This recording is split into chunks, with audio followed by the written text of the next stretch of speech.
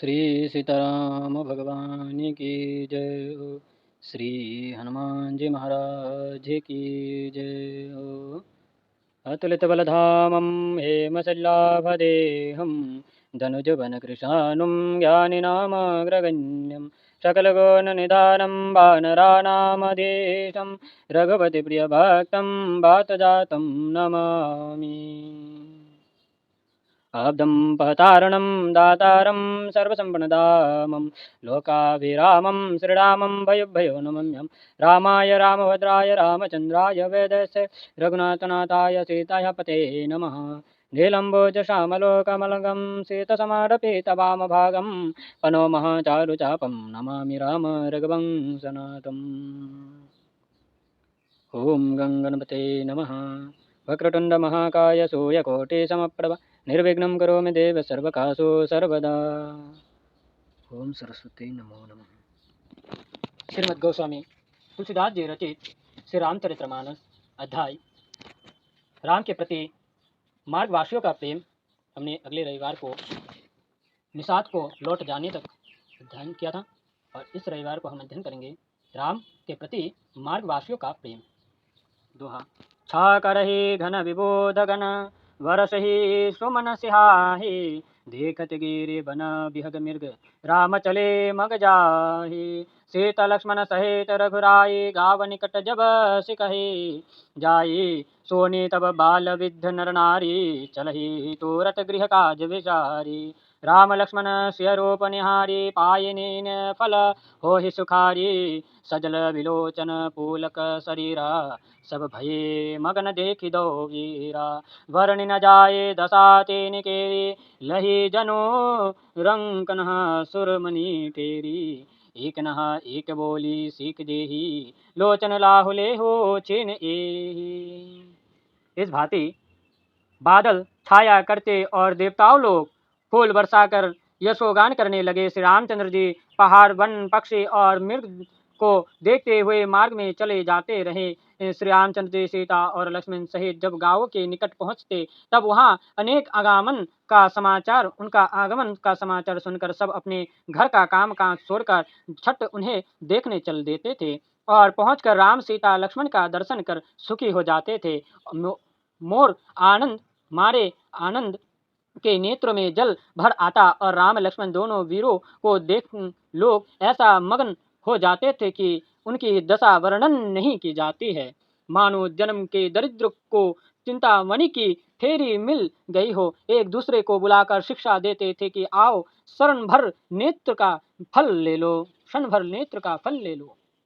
राम ही देखी एक अनुरागे चितवत चले जाहि सगलागे। एक नयन मग छवि और आनी हो ही शीतल तन मन बरबानी। श्री रामचंद्र जी को देखकर लोग तो ऐसा प्रेमानुरागी हो गए के साथ जाने लगे और कुछ नेत्रों से उनके छवि को अपने हृदय में धारण कर तन मन और वाणी से स्थिर हो जाते हैं। दोहा। एक देखे बट छाह भल दासे मृदुल तृण पात कहे गव आई। छेने श्रम गव नव अवहे की प्रात एक कलश भरे आनहे प्राणी। अचछय नाथ कहे मिदवानी सोनि प्रिय वचन प्रीति अति देखे। राम कृपालो सुशील विशेषी जाने श्रमित सिय मन माही। घर के विलंब किन्ह बट छाही मुदित नारी नर देख ही शोभा। रूप अनूप नयन मन लोभा एक टक सभा हो यही चहु ओरा। रामचंद्र मूक चंद्र चकोरा तरुण तामल भरन तनु सोहा। देखत कोटि मदन मन मोहा। कुछ लोग बरगद की छाया देखकर तृण और पत्ते बिछाकर श्री रामचंद्र जी से कहते थे कि क्षण भर यहाँ विश्राम कर फिर चाहे आप कभी चले जाए या प्रातः काल चले जाएगा।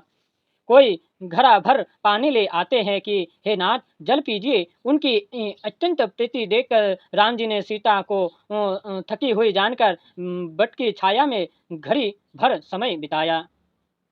वह अनुपम रूप देखते ही मन मोह जाता है। चारों ओर चारों ओर सुंदर कतारों में खड़े होकर लोग श्री रामचंद्र जी का मुख ऐसे ही देख रहे थे जैसे चंद्रमा चक्रों देखते हैं। उनके तरुण अवस्था के शरीर पर करोड़ों कामदेव मोहित है।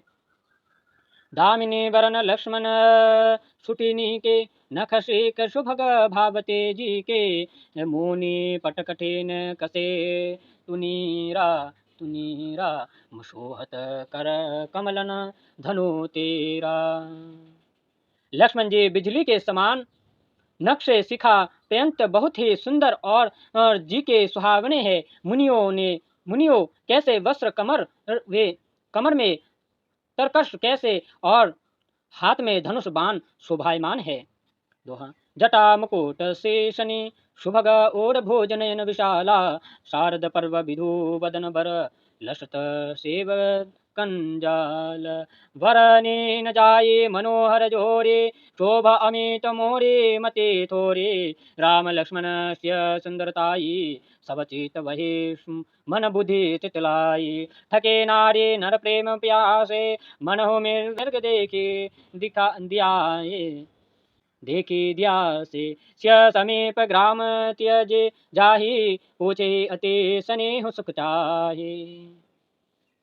माथे पर सुंदर सुहावने जटा मुकुट और विशाल वस्त्र स्थल नेत्र और भुजाएं हैं। शारद चंद्रमा के समान सुंदर मुखराविंद पर पसीने के जल बिंदु मोती के समान शोभा दे रही है। वह मनोरथ जोड़ी वर्णन करने में नहीं आ सकती क्योंकि मेरी बुद्धि बहुत कम है। उस समय वहां के सब लोग लुगाए श्री राम जी लक्ष्मण और सीता की सुंदरता को देख कर रह गए।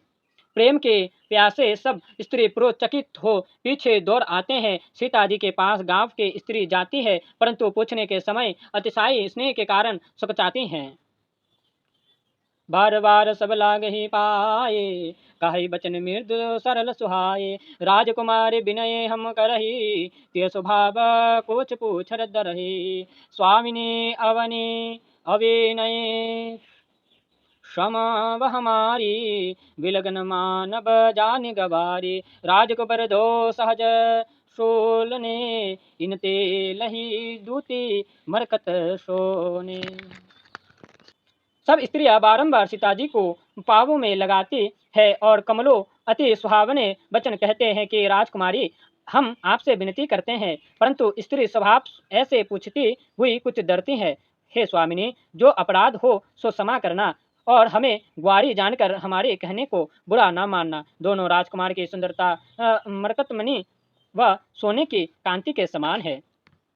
दोहा श्यामल गौर किशोर वर सुंदर माएन शारद सबरीनाथ मुख शारद सरोरुहनीन कोटि मनोज लाजवनिहारे सुमुखे कहो को आए तुम्हारे सोने स्नेह मय मंजलवानी सुकुची मन महा सको का मुस्कानी तिन्हि बिलोके बिलोकत धरणी दौ सकोच सुखचति वरवरणी सुखचित सप्रेम बाल मृगनी बोली मधुर वचन बयनी।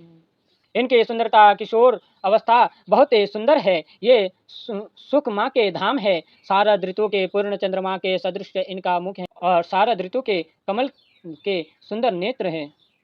इनको देखकर करोड़ों कामदेव लाज जाते हैं। सो हे सुमुखी ये तुम्हारे कौन है। उन स्त्री की ऐसी स्नेह भरी मधुर वाणी सुनकर सीता जी संकोच के कारण मन ही मन मुस्काई। सीता जी उन स्त्रियों की और फिर पृथ्वी की ओर देखने लगी। संकोच से सुखचा गई। फिर वह हिरण के बच्चों के समान नेत्र वाले पिगबैनी मधुर वाणी के साथ बोली।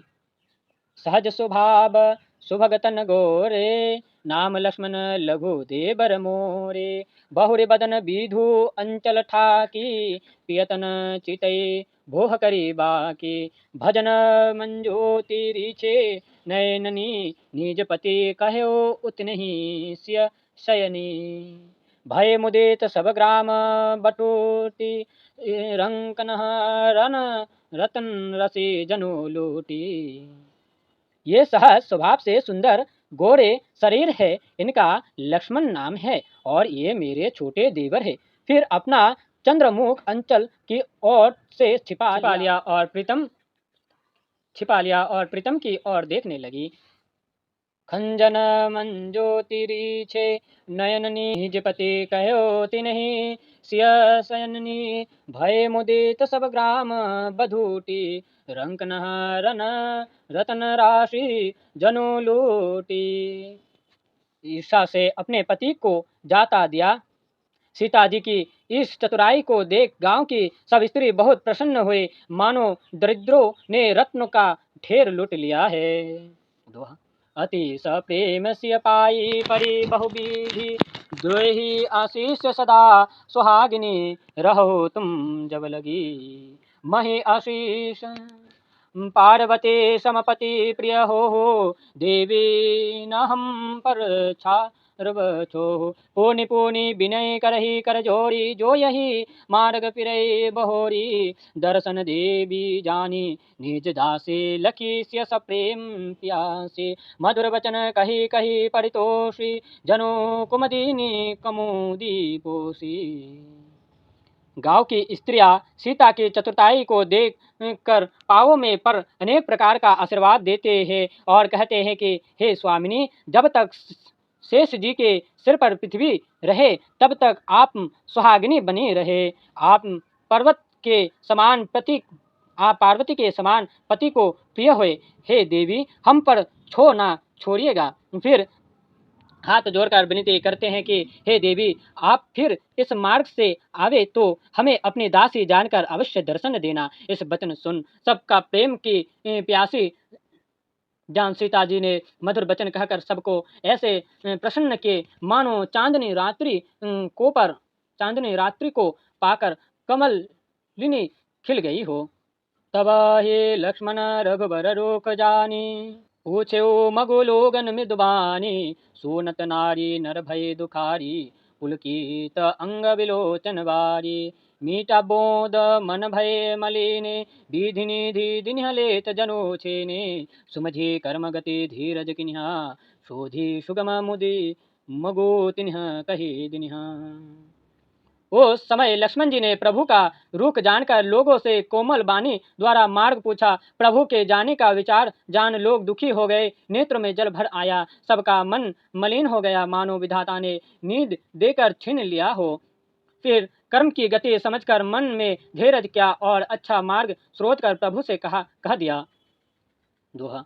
लक्ष्मण जानकी सहित बन गमन किन्ह रघुनाथ पेरे सब प्रिय वचन कही लिए लाई मन सात तीरथ नारी नर अति पचिताही देव ही दोष देही मन माही सहित विषाद परस्पर कही विधि करतव सब उलटे आही निपट निरोकुंस निठोर निष्को जेहि सस्वी किन्हा सरोज सकलंको रोख कल्पतरु सागर खारा तेहि पठे बनराज कुमारा। लक्ष्मण और सीता के साथ प्रभु ने वन को प्रस्थान किया। तब उनके मन को तो प्रभु ने अपने साथ ले लिया और लोगों को प्रिय वचन कहकर लौटा दिया। पीछे लौटते हुए नर नारी बहुत पछताते हैं और मन ही मन देव को दोष लगाते हैं। सब लोग विषाद के साथ अपास में कहते हैं, आह, विधाता के सब कर्तव्य उलटे हैं। हाय विधाता, बड़ा निठुर है कि जिसने चंद्रमा को रोगी और कलंक सहित किया है, जिसने रुख को कल्प वृक्ष और समुद्र को खारा किया, उसी ने इन राजकुमार को वन में भेजा है। जो पे ई नहीं दिन्ह बनवासो किन्ह बादी विधि भोग बिलासो ए बीच रही मगो दीनु पद त्राना रचवादि विधि बहान नाना ए मही परहिदासी कुछ पाता सुभग सेज कृत सृजित विधाता तरोबर बास इन्हीं विधि दिन्हा धवलम नाम रचि पचि श्रम किन्हा। जब विधाता ने इनको वनवास दिया तो फिर उसने भोग विलास विथा बनाया। जब ये मार्ग नंगे पांव फिरते हैं तो फिर नाना प्रकार की सवारियों नाना प्रकार की सवारियां विथा ही क्यों ना बनाए।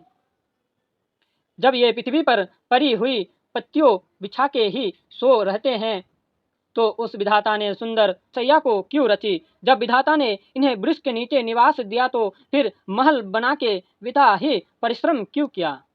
ऐसा कहकर सब विधाता को दोष देने लगे। नगरवासी रामचंद्र के प्रेम के वशीभूत उनके रूप के दर्शन कर सब मन को शांत नहीं कर पाते थे। फिर विधाता को दोष देते थे। यदि बन जाना ही पड़ता तो नगर क्यों ही दिया? यदि गांच के पत्ते पर सोया ही करने लगे तो छैया ही क्यों दी? यदि वृक्ष के नीचे रात बितानी लगे तो महल ही क्यों दिया?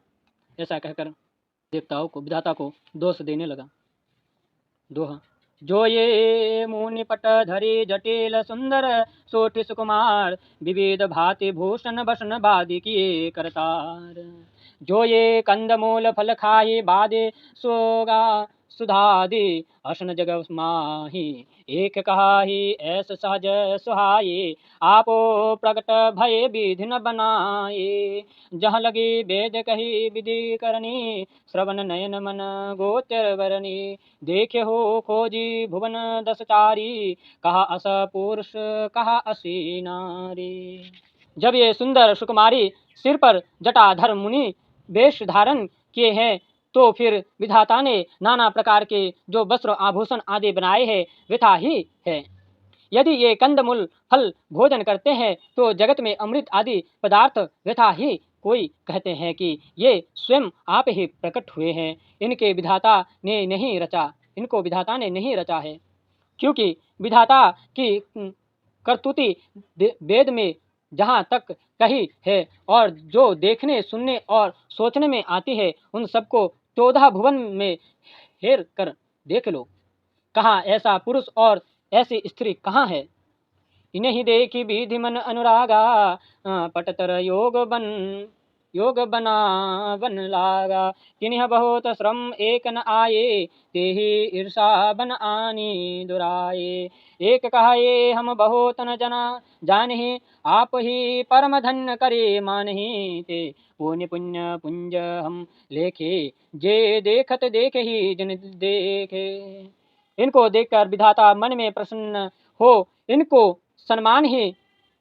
इनके समान ही बनाने लगा तो परिश्रम बहुत किया परंतु एक भी बना ना सका। तब ऐश्वर्य से वन में लाकर छिपा दिया। कोई बोले कि हम ज्यादा तो नहीं जानते पर इनके दर्शन करने से हम अपने को अत्यंत धन्य मानते हैं। हम उनको पुण्य राशि समझते हैं कि जिन्होंने इनका दर्शन किया है और करेंगे। दोहा। ये ही विधि कही कही बचन प्रिय ले ही नयन भरी नीर। में चली है मार्ग अगम छूटी सुकुमार। शरीर नारी स्नेह विकल सब होहि चकई साझ समय जी में सोही। मृदु पद पद कमल कठिन मग जानी गह बड़ी हृदय कहाई मृदबानी। परसत मृदुल चरण अरो नारे सुखचेत मही जी में हृदय हमारे। जो जगदीश इन्हीं बन दिन्हा कसन सुमनमय मार्ग किन्हा। इस प्रकार प्रिय वचन कहकर लोग नेत्र में जल भर लेते हैं और कहते हैं कि ये सुकुमार सुंदर ऐसे कठिन मार्ग में कैसे चलेंगे। गांव की सब स्त्री स्नेह के कारण ऐसे विकल हो रही है कि मानो संध्या के समय चक्कई दुखित हो सोच रही है। उनके चरण कमलों को अतिशय कोमल और वन को कठिन जानकर कहते हैं कि इन लाल रंग के कोमल चरणों को छूते ही पृथ्वी वैसे ही द्रवीभूत होते हैं जैसे हमारे हृदय द्रवीभूत होते हैं। यदि परमेश्वर ने इनको वनवास दिया तो फिर मार्ग को फूल का क्यों नहीं बनाया। जो मांगे पाए विधि पाही सारी की सखी इन आखी न माहे। जे नर नारी न अवसर आए तिन्ह सिया राम न देखन पाए। सोने स्वरूप पूछहि अकुलाई अब लगी गए कहाँ दो भाई। समरथ ध्याय बिलो कह जाई प्रेम मुदित फिर ही जन्म फल पाई। यदि विधाता के पास मांगने से मिल सकता तो हे सखी हम इन्हें आँखों में रख लेते। जो स्त्री पुरुष उस समय न आ सके, उन्हें राम और सीता का दर्शन नहीं हो सका, और जब वे सुनते तो व्याकुल होकर लोग से पूछते हैं कि कहाँ तक गए होंगे। तब ज्ञात होने पर जिन्हें सामर्थ्य थी, वे दौड़कर जा देखते और जन्म का फल पाकर लौट आते हैं। दोहा। अबला बालक वृद्ध जन करामी जही पछताही, हो ही प्रेम वस लोग सब राम जहाँ जहाँ जाही। गाब गाब असा होई आनंदो देखी, भानुकुल के रब चंदो जो कुछ समाचार सोनी पावही, ते निरपरानि दोष लगा वही। कहि एक अति भल नर नाहु, दिन हमहि निज लोचन लाहु। कहे परस्पर लोग लुगाई, बात सरल स्नेह सुहाई। स्त्री, बालक और बूढ़े जो ऐसे लोग थे, हाथ मलते हुए पछताते हैं। इस प्रकार श्री रामचंद्र जी जहाँ जहाँ जाते थे, वहाँ के लोग प्रेम के वशीभूत हो जाते थे। प्रत्येक गांव में सूर्य वंश कुमुद के चंद्रमा श्री रामचंद्र जी का दर्शन करके बहुत आनंद होता है। घर जो लोग सुन पाते, वे राजा दशरथ और रानी कैकेयी को दोष लगाते हैं। कोई कहता है कि राजा दशरथ बहुत अच्छे हैं कि जिन्होंने हमको नेत्र का लाभ दिया। सो स्त्री पुरुष आपस में इस प्रकार की सरल स्नेह युक्त सुंदर बातें कहते हैं।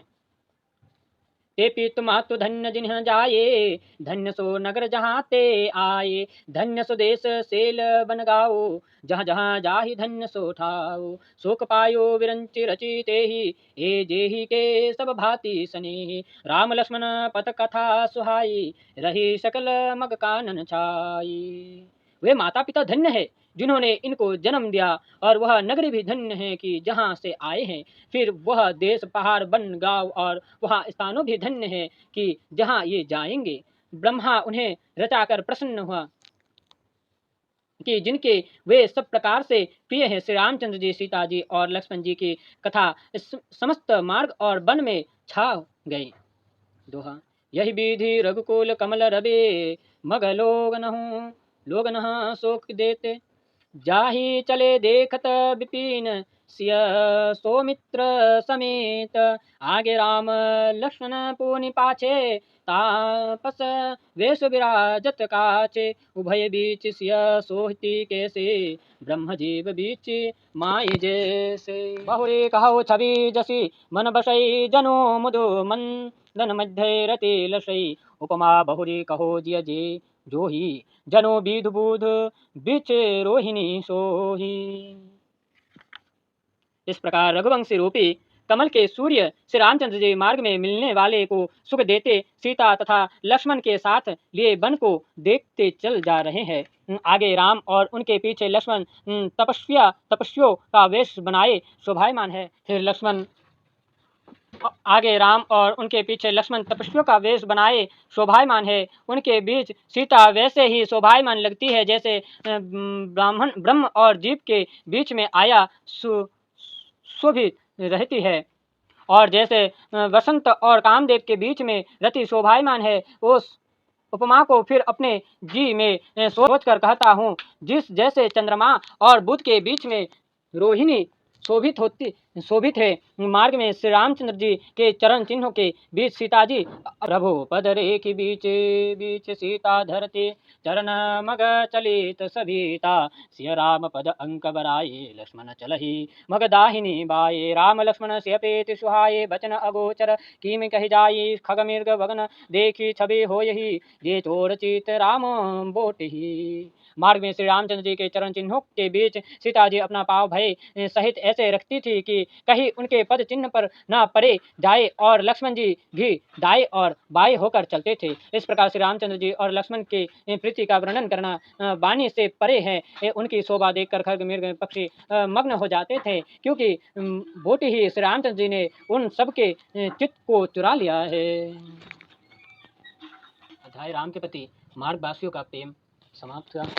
श्री सीतारामचंद्र भगवान की जय हो। श्री हनुमान जी महाराज की जय हो।